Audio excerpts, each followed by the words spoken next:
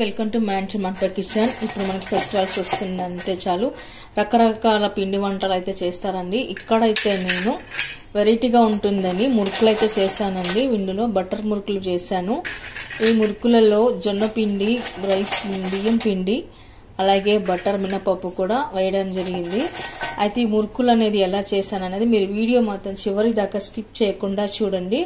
నోట్లో పెట్టుకోగానే కరిగిపోతాయి అన్నమాట ఈ మురుకులు. ముందుగా మనము 1 కప్పు వరకు అయితే మినపగుళ్ళు తీసుకోవాలి. ఆ తర్వాత కుక్కర్ తీసుకొని అందులోకి మినపగుళ్ళని వేసుకోవాలి. ఇప్పుడు మనం వాటర్ వేసుకొని 2 టైమ్స్ బాగా క్లీన్ చేసి కడిగి పెట్టుకోవాలి. పప్పులోని ఉన్న వండంతా పొయ్యే వరకు కడుక్కొని పెట్టుకోవాలి.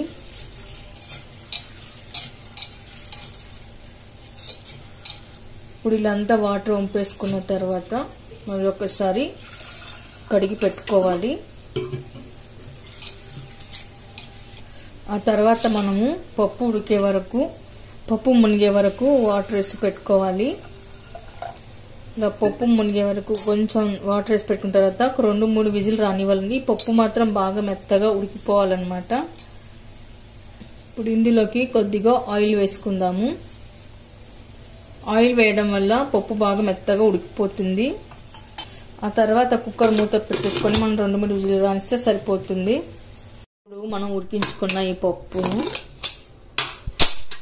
చూడండి, ఇలా మెత్తగా అయితే ఉడికిపోయింది.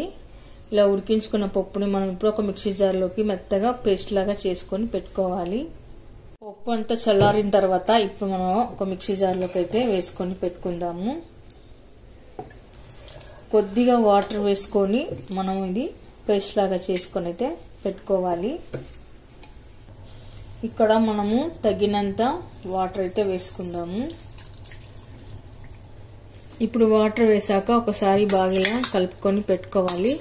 లేదంటే మిక్సీలో గాలి పడుతుందండి. గాలి పట్టి పప్పు సరిగా మనకు తిరగదు, ఇక్కడ పేస్ట్ లాగా స్మూత్గా రాదు. అందుకే ఇలా మధ్యలో మిక్సీ పట్టుకుంటూ ఒకసారి ఇలా కలుపుకొని పెట్టుకోవాలి. ఇలా మెత్తగా ఎక్కడ ఉండలేకుండా మనం మిక్సీ పట్టి పెట్టుకోవాలి.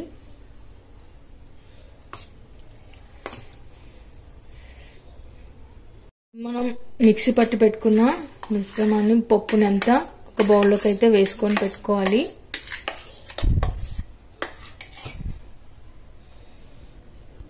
వీళ్ళంతా ఒక బౌల్లోకి వేసి పెట్టుకున్న తర్వాత 1 కప్ వరకు అయితే నేను జొన్న పిండి తీసుకున్నానండి. జావా ఫ్లోర్ తీసుకున్నాను. అలాగే మనం ఇక్కడ 3 కప్పుల వరకు అయితే రైస్ ఫ్లోర్ తీసుకోవాలి. బియ్యం పిండి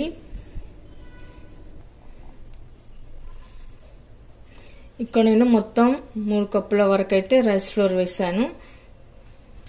ఆ తర్వాత ఇప్పుడు రెడ్ చిల్లీ పౌడర్, పసుపు, సాల్ట్ తగినంత, అజ్వన,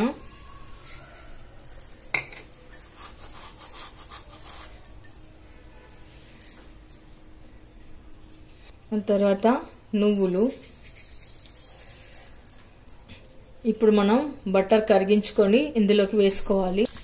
కరిగించుకున్న బటర్ని ఇందులోకి వేసుకొని కలుపుకోవాలి. బటర్ వేయడం వల్ల మురుకులు మంచి టేస్ట్ చాలా బాగా వస్తుంది.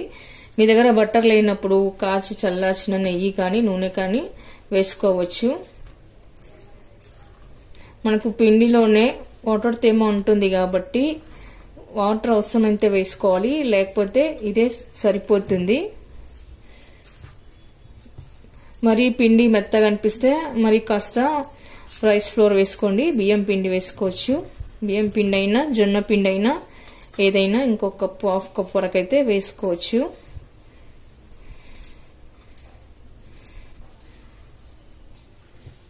ఇప్పుడు మనం పిండిని ఇలా చేతితోనే అంతా కలిపి పెట్టుకోవాలి. పిండి ఎక్కడ ఉండలేకుండా సాఫ్ట్గా అయ్యేట్లాగా మనం చపాతీ పిండి మాదిరిగా అలా ముద్దలాగా కలుపుకొని పెట్టుకోవాలి.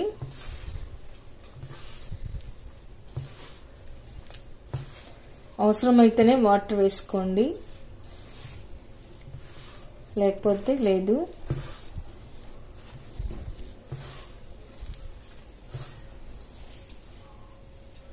ఇక్కడ నేను కొద్దిగా అయితే వాటర్ వేస్తున్నానండి.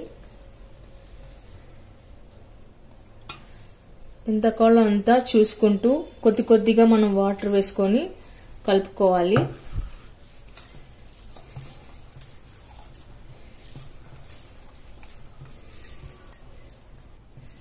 ఇక్కడ నేను కొద్ది కొద్దిగా వాటర్ వేసుకుంటూ అయితే పిండిని అయితే కలుపుకొని పెట్టుకున్నానండి. మరీ గట్టిగా అయిందనుకో మనకు మురుకుల పావులో ఒత్తడం కష్టం అవుతుంది, మురుకులు కూడా గట్టిగా వస్తాయి. కాబట్టి కొద్దిగా తగినంత వాటర్ వేసుకొని మనం మురుకుల పావులు పెట్టి వేసుకున్నట్లయితే త్వరగా అవుతుంది, ఈజీ కూడా అవుతుంది. బటర్ వేయడం వల్ల మురుకులు గట్టిగా రావండి, పొల్ల పొల్లగా వస్తాయి. నోట్లో పెట్టుకోగానే కరిగిపోతాయి అన్నమాట ఈ మురుకులు, అంత టేస్ట్ గా బాగుంటాయి. మరి మీరు కూడా ఒకసారి ట్రై చేయండి, మీకు ఎలా అనిపించిందో కామెంట్స్ లో పెట్టండి. ఇలాంతా పిండి పెట్టుకున్న తర్వాత ఒక 5 minutes వరకు మనం పక్కన పెట్టుకోవాలి. అప్పుడు పిండి అంతా నానిపోయి కరెక్ట్ గా అవుతుంది. ఇలా పిండిని పక్కన మూసి పెట్టుకుందాము.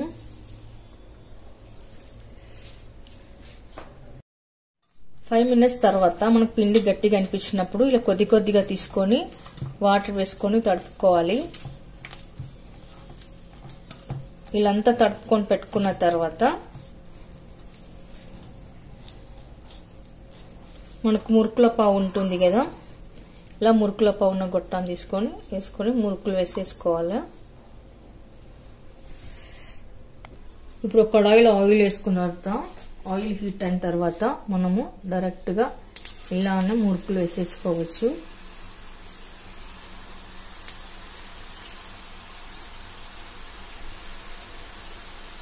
ఇప్పుడు ఈ మురుకులు మంచి కలర్ వచ్చే వరకు మనం కాల్చుకొని పెట్టుకోవాలి. ఇలా ఒకసారి కాలిందో లేదో మధ్యలో చెక్ చేసుకోవాలి.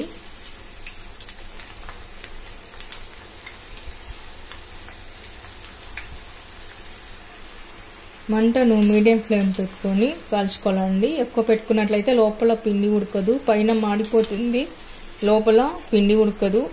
కాబట్టి మీడియం ఫ్లేమ్ పెట్టుకొని మనం మధ్య మధ్యలో ఇలా తిరిగేసుకుంటూ కాల్చుకోవాలి.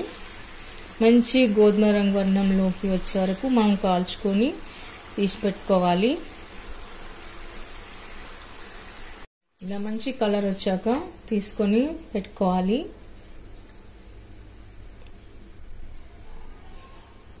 అలాగే మనం మిగతాయి కూడా కాల్చుకొని పెట్టుకుందాము.